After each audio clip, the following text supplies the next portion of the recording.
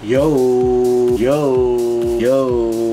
what's up guys? I'm so excited today kasi mag-unbox na naman tayo ng sapatos. So, hindi lang tayo mahilig sa music, sa gadget, sa kotse. Mahilig din tayo sa mga sapatos. Itong i-unbox natin today guys, isa sa mga paborito kong sapatos. So finally, nagkaroon ako ng chance makakuha ng discounted price nito. Sobrang dami ko ng shoes na ganito, kaya ngayon lang ulit ako kumuha ng panibago. Nakuha ko siya ng discounted price. So hindi na ako nagdalawang isip, kunin siya. So ano pa hinihintay natin guys? Tara, tignan na natin yung tinutukoy kong sapatos. Let's go! So guys, it's a black box. Dito sa gilid, makikita nyo, it's from 3 Stripes. Sa gilid, nothing special. Dito, pangalan ng sapatos, size, price, 3 Stripes. Sa ilalim, all black, Adidas. At sa taas guys, 3 Stripes with a black box. Tingnan natin kung ano nasa loob. Let's go! So, as usual, may white paper and yung shoes. Look!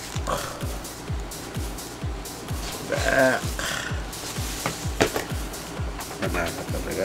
So guys, this is the Ultra Boost 1.0 in triple black colorway. Look! Hindi.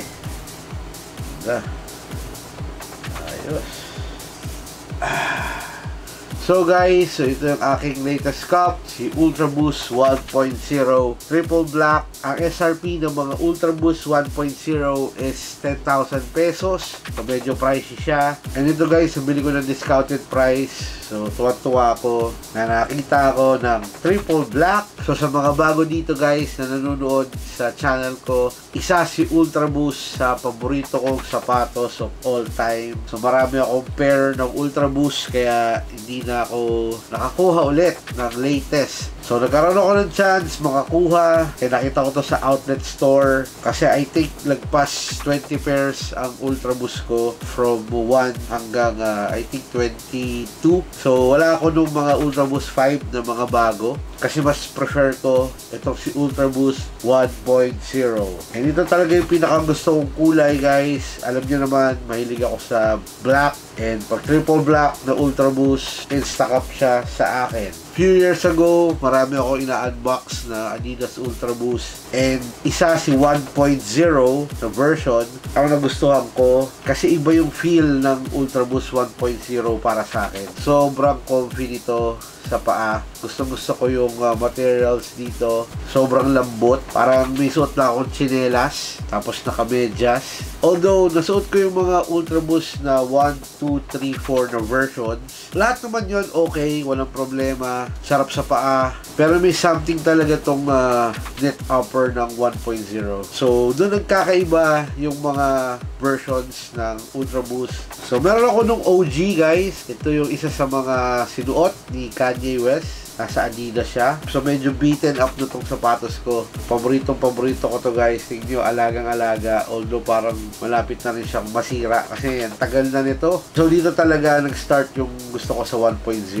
Then dati naglabas din ng mga 2.0 guys. So kung makikita nyo, medyo luma na. Naambag na ata to. Maputi pa rin kasi alaga to sa linis. Confident to. Medyo naiba lang ng konti yung upper. Pero hindi naman siya nalalayo dito. All goods pa rin kung ako'y tatanungin. Then, nagkaroon ako ng 3.0 guys. Ito talagang sira na. Ayan o. Natanggal na talaga yung dikit. Isa si Ultra Boost sa mga beater shoes ko dati nung napasok pa ako. Ito lang sapatos ko guys. Wala nang iba. Puro Ultra Boost lang. Kasi sobrang comfy. And alam niyo naman, mahilig ako sa mga comfy shoes bago pa nauso yung mga comfy era today. Then meron akong triple black din na 4.0.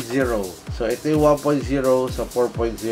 Parang iba rin yung materials ito. Medyo crispy ng konti. So ito, gamit na gamit ko sa pagta-travel ko. Marami nang narating to. So buong buo pa rin. Dami ng lakad ang nangyari dito sa 4.0. Isa rin to sa mga nagustuhan kong Ultra Boost. Actually lahat guys gusto ko. Pero number 1 talaga sa akin, 1.0. It hits different for me. Yung iba kasing Ultra Boost para isang buong prime knit yung upper. Lalo na tong 4.0. Pagdating dito sa 1.0 parang naiba. Iba yung materials hanggang dito. May parang mesh part sa ankle area. ang Ultra Boost naging mga parang nagkaroon ng mga dates, parang mga Ultra Boost 19, 20. So, I think this is 19. So, meron ako 18. So, nandito ko lang sa aking collection. And I think this is 20 or 21. Correct me if I'm wrong. So, ang daming nirelease na Ultra Boost talaga. May mga SNL pa. May mga Uncaged. Kung makikita nyo OG Adidas outlet natin, meron akong nabiling Uncaged nun na sobrang mura. Then, SNL, marami. Hindi ko na mabilang yung Ultra Boost ko. Kaya medyo natigil. And itong 2025, ngayon lang ulit ako nakabili. Like I said, guys, kung i-rate ko itong sapatos ito, for me, this is 10 out of 10. Yung comfort, pwedeng pan-jogging, lifestyle shoes, para sa akin, all around tong sapatos na to.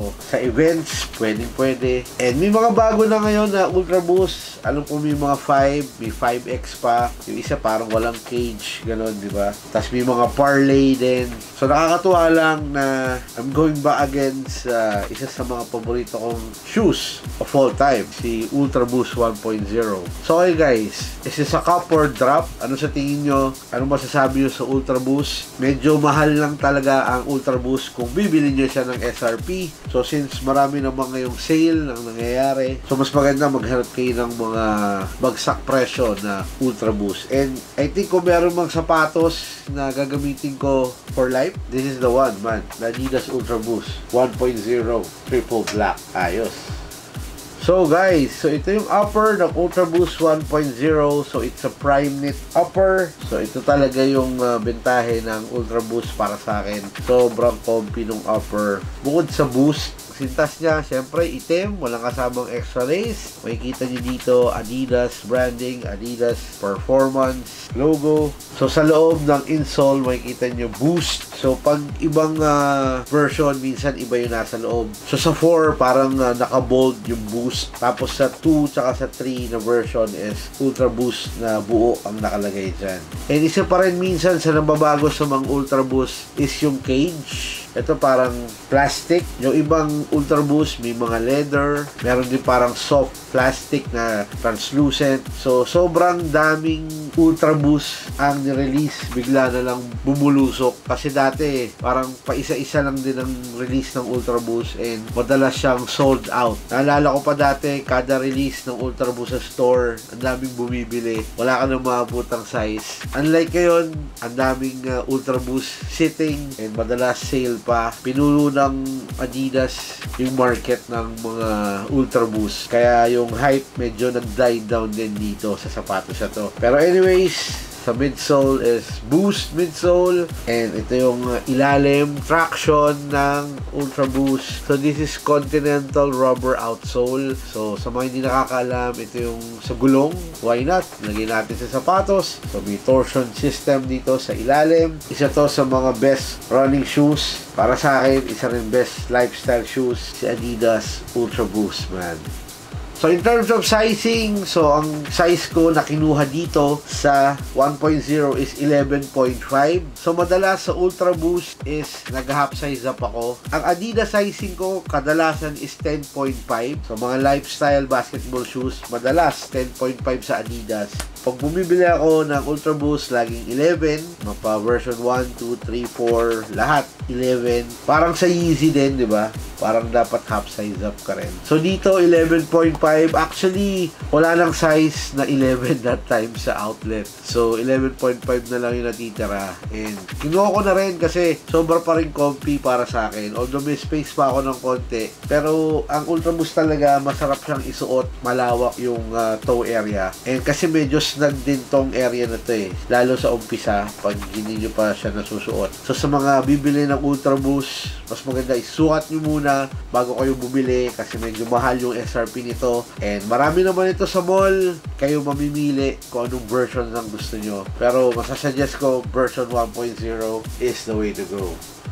So guys, so maraming salamat sa isang quick look, quick unboxing dito sa ating Adidas Ultra Boost 1.0 Triple Black. Isang solid na shoes mula sa 3 Stripes Adidas. Sa lahat ng subscribers na patuloy na nanonood at sumusuport dito sa ating channel, maraming salamat sa inyo man. Salute! Like and subscribe kasi minsan namimigay tayo ng mga giveaways, and please follow me on Instagram for more updates and details sa ating mga videos, stories, kung may giveaways at kung ano-ano pa. And please also like my Facebook page kasi nag-upload din tayo doon ng mga videos, stories, reels, kung ano mga trip natin. So sana guys, supportahan nyo ako sa aking mga social media accounts. Meron din nga pala akong TikTok account kung gusto nyo makita doon yung mga new releases na sapatos fresh from the mall. So kita-kits tayo sa TikTok. Please follow me. Kita-kits tayo ulit sa susunod. So peace. I'm signing out. Chris Stripes, yo. Ultra Boost, man. Favorite shoes. Adidas. Brap!